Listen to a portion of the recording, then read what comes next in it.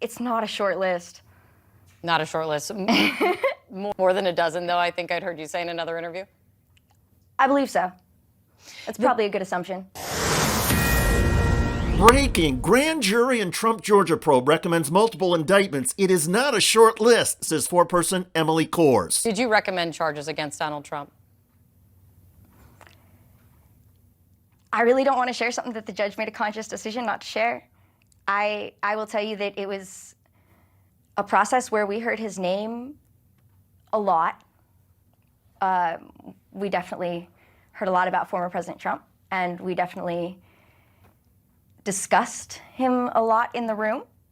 And I will say that when this list comes out, there are no major plot twists. And that is driving Donald Trump crazy. Trump fumes over grand jury foreperson's media tour. Quote, "This Georgia case is ridiculous, a strictly political continuation of the greatest witch hunt of all time. Now you have an extremely energetic young woman to get this foreperson of the racist DA special grand jury going around and doing a media tour revealing, incredibly, the grand jury's inner workings and thoughts," Trump wrote. "This is not justice. This is an illegal kangaroo court," Trump wrote.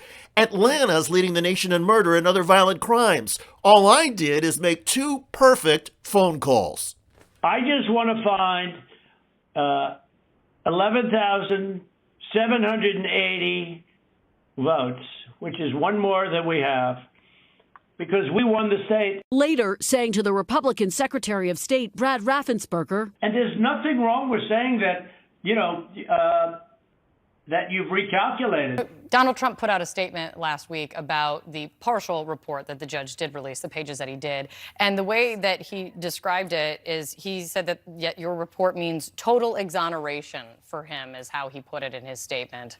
I did see that today, which was fascinating. I'm not positive he read the right document, but I will say that if what he was talking about was our statement where we indicated that there was no evidence of widespread fraud or widespread vote fraud in the Georgia 2020 election, that might have been what he meant. No, that is not what Donald Trump meant. Kudos, though, to Emily Kors for trying to be diplomatic. To be clear, I do not think Ms. Kors or anybody else in the grand jury should be speaking out and giving public interviews.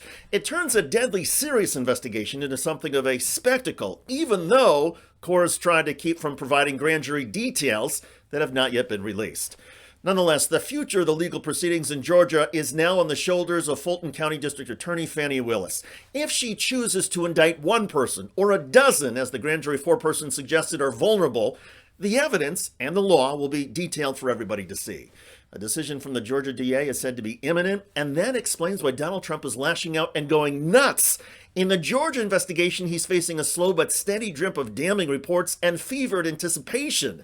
Fair or not, it is the legal proceeding equivalent of death by 1,000 cuts, and Donald Trump clearly knows it.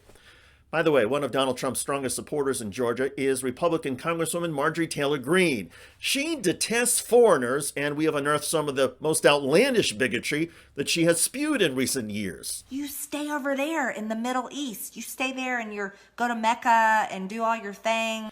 You can check it out in the video at the link below. I'm David Shuster. Thanks for joining us.